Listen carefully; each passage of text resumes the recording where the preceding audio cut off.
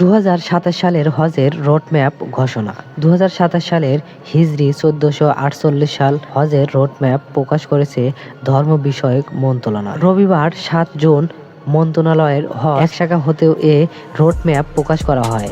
Roadmap অনুসারে চলতি বছরের 26 সেপ্টেম্বরের মধ্যে শেষ করতে হবে হজ যাত্রী নিবন্ধন কার্যক্রম। 8 নভেম্বর স্বাক্ষরিত হবে দ্বীপদক্ষিত হজ চুক্তি। 2027 সালের 28 জানুয়ারি থেকে হজ ভিসা ইস্যু শুরু হবে এবং 8 এপ্রিল শুরু হবে হজ ফ্লাইট। চাঁদ দেখা সাপেক্ষে 15 মে 9 জিলহজ অনুষ্ঠিত হবে 2027 সালের হজ।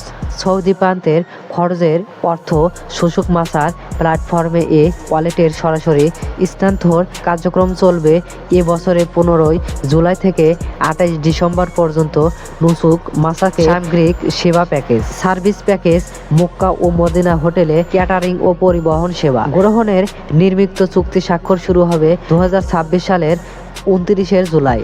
তা শেষ হবে 2027 সালের 23 জানুয়ারি। হজ যাত্রীদের ডাটা নুসুক মাসার সিস্টেমে আপলোড করা হবে 14 আগস্ট 2026 হতে 28 জানুয়ারি 2027 মধ্যে।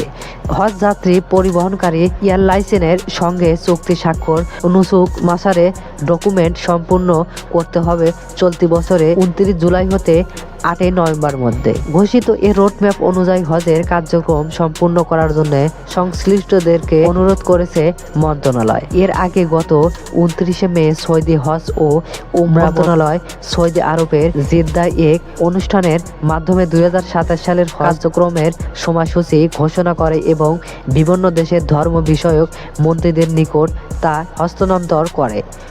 ধর্মমন্ত্রী কাজী শাহ মোফাজ্জল হোসাইন কায়দাকোবাদ আমন্ত্রিত অতিথি হিসেবে এই অনুষ্ঠানের অংশগ্রহণ করেন এবং সৌদি হজ ও উমরা মন্ত্রণালয় সহকারী মন্ত্রী ডক্টর আল হাসান বিন ইয়াহিয়া আল মানাকরাহ তার নিকট আনুষ্ঠানিকভাবে হজের রোডম্যাপ হস্তান্তর করে।